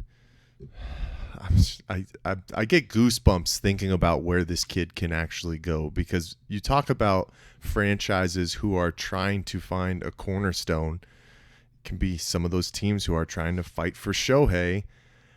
We get him at the price that we did, and he's still so young to the point where I feel like he can only blossom even further than he has to start. It's very exciting, and it's something that you can build your franchise around, and we know we have to have those cornerstones in order to get where we really want to go. And we're already on a good pace. I mean, damn it, we just made the World Series, so Yeah. Very exciting time. I think what I love most about Corbin Carroll is he's not just a guy who's going to do well on one side of the ball, right? He's not just a power bat. He's not just fast on the base pass. He's not just great in the outfield. Like, he's all three of those things. And granted, if you had to rank all three of those things, fielding is probably his biggest weakness out of those three, but still not bad. I mean, with his wheels, he can still track down balls like a lot of other players can't. So to have that speed in the outfield is absolutely spectacular. And yeah, what he's already accomplished in just a year and a half. I mean, because he came in, you guys remember the end of last season with the rookie call-ups and the September call-ups, and he was doing pretty good, and it was like got us excited for this season, and that's the whole reason we were all in on Corbin Carroll, and they signed him to that extension, and now that contract just looks like an absolute steal. And I know he's going to earn a little bit more money in there. I think I saw an article saying that he got a pretty fair amount of money from the profit split of the World Series. I think all the players were announced they got a pretty good chunk of change for that. I want to say it was like 500,000. I don't know. Monetarily, not super important, but to more focus on Corbin Carroll, like, I'm just really excited to see what this kid can do and really be the new face of this franchise going forward. But there were some other guys that gathered some hardware in this offseason, Tallman. Did you see that Christian Walker and Gabriel Moreno got Golden Gloves respectively for their positions? Yeah, and they deserve it. I mean, I've been talking for the last couple months about Gabby. I think Gabby Moreno he's going to be one of the best catchers in this league in the next couple years, hands down. I will put all my money on that right now. You know, push the chips to the center of the table. It's going to happen. So, and he even jumped out a little bit too. I mean, he's got some power, man, and he's an incredible defensive catcher. Mike, I know you got some stats on that. The guy is just he's taking the league by storm, and he's going to be part of this core with Carroll. And you mentioned Walker. Walker is just, I mean, I think it was you, Chris. You're thinking, has he filled the role of Paul Goldschmidt? You know, I think he has. I mean, the guy, I mean, too bad he was just kind of a shell of himself in the playoffs. But right. I mean, poor guy. I mean, I know he was wearing it on his sleeves, man. You could tell he was more frustrated than anybody. You know, number one, he was his harshest critic for sure. But the regular season that he put together, the guy can hit the ball. He can hit the ball well, and he's just locked down at first base. You know, so those two guys are huge parts of this team, and mostly so Gabby because of his youth and just the promise that he's shown. He's going to be one of the best catchers in this league. And I don't think it's unfair to say that we wouldn't even have maybe made the postseason if it wasn't for a guy like Christian Walker. It is like, it's not any one player, it's how they all come together collectively. And he had a good number of homers, good number of RBIs. I don't have the stats in front of me, but Mike, you do have some stats in front of you on Gabriel Moreno, right? Oh yeah, man, these numbers just jump out at you from a catching position. Obviously, you're talking about a .997 fielding percentage, had 55 assists, 22 caught stealing, which is a .614 caught stealing clip. I love it, man. He's one of the best in the league. That's why he got the Gold Glove. And then Christian Walker, we talked about his playoff struggles, but you think about he was still able to consistently contribute from a defensive standpoint. We can think about that huge one-handed grab in Game 2 of the World Series.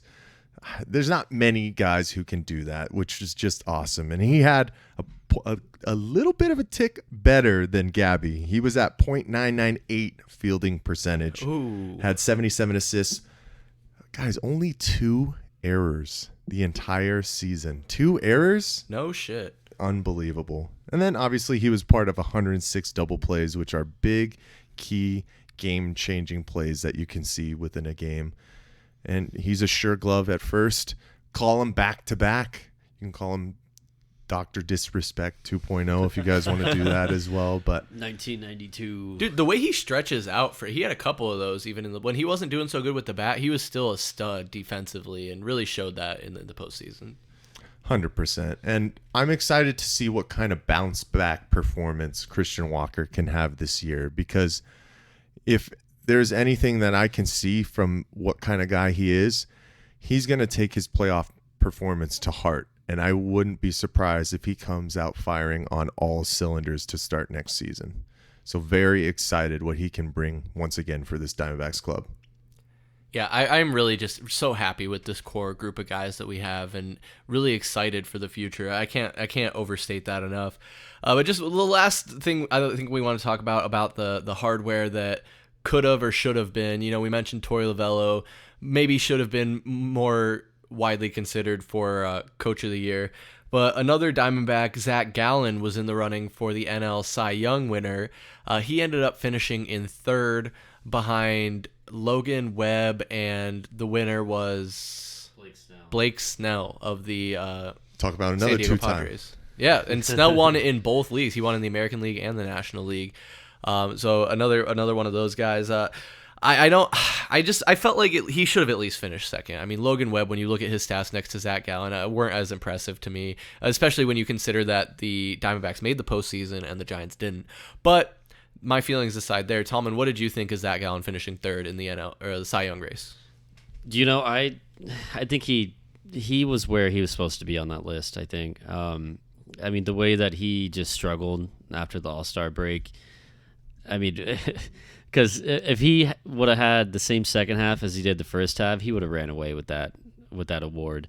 But he truly did struggle. I think, what did he go, 6-6 after the All-Star break? And his ERA was up there. I mean, it's always good to get your name on a top three of a finalist award, or as a finalist for an award of that caliber. But I mean, looking at Logan Webb, I mean, the stats really don't compare. But who's voting for these people, man? But no, I didn't expect him. His chance to win that award was out the window easily going into September. So I don't know. I'm okay with where he's at. I don't think he got snubbed or anything. Is that what you're saying? No, I wouldn't say he got snubbed. I don't think he should have won. I just think he should have beat out Logan Webb. Logan Webb, yeah. You got against Logan Webb, man. But like I said, he's a solid pitcher. He's not bad. He's not bad. But like I said, where's Strider at on that list? And I guess, to be fair, maybe Logan Webb didn't have quite the offense support as Zach Gallen did. So I think that's something to be considered. I think they factor that kind of thing in, like wins above replacement and how many. There's just too many variables for us to really understand when it comes down to that, because we're looking at the sheer numbers right in front of us.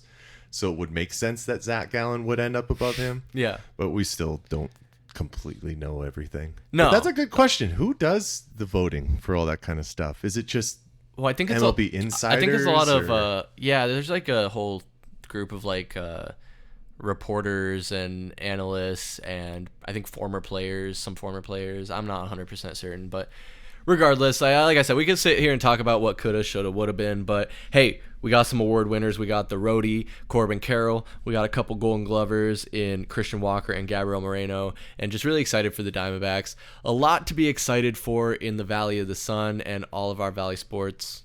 And of course, we're going to keep bringing you all of the action with our recaps, with our live streams. Of course, the Heat Check podcast. We got one more left in us for 2023. That'll be next month in December. Guys, we've gone pretty long on this one already, but Mike, I want to give you the floor here. Do you have any last thoughts on your Valley sports teams? All I got to say is I hope everybody had an incredible Turkey Day. I'm sure we'll be hitting you before Christmas. So just keep plugging along. Let's see if we can make that in-season tournament. Kyler Murray, keep doing your thing as best as you can, because we know this team is struggling this season. And let's just keep rocking until 2024, man. I'm super excited for next year. Abso-freaking-lutely. Tallman? Yeah, just want to kind of piggyback on Mike saying I think I can speak for both of you guys that the Valley Sports Plug family here, we wish you and your family a very happy Thanksgiving. Hope you had an outstanding time. And all I got to say is keep an eye out for the return of the Tallman ticket. We might see something this weekend as I attend a very dreadful football game that involves ASU getting their ass kicked by U of A. Oh. Also known as the Territorial Cup, which will be the last time it ever happens in the Pac-12 play. But keep an eye out. Who knows? Maybe you get hit with some Christmas specials, maybe some New Year specials. Who knows? But keep an eye out. You guys have so much extra money. I need to help you lose it. So, These sports books need your donations, That's and right. Tallman will help you do that. No, absolutely. For $19.99 a month, Is that it? Oh man, you that's can a save bargain. Tallman from going bankrupt. Help fund Tallman's debauchery. But no, absolutely. We wish you and yours a very happy holiday season. We're going to get you some more content leading up to Christmas and the New Year and Hanukkah and all those happy Kwanzaa, you know, whatever holiday you celebrate, or maybe you don't celebrate holidays, but either way, end of the year isn't always an exciting time for everybody. So look forward to the new Valley Sports Plug in 2024. We got a lot of exciting stuff for you in store. So make sure you're keeping track with everything we're doing. You can find us at AZ_VSP on X, Instagram, and TikTok. Also, just search Valley Sports Plug on Google, and you can find our Spotify, YouTube, and so much more. Make sure you're rocking with us, and let us know what you want to see, guys. We are here for you. This is your podcast, your YouTube channel. Leave a comment. Make sure you let us know what you want to see, and we'll bring it to you. Anyway, for VSP Tallman and Michael Benjamin, my name is Chris Patrick, and we'll see you next time. Peace.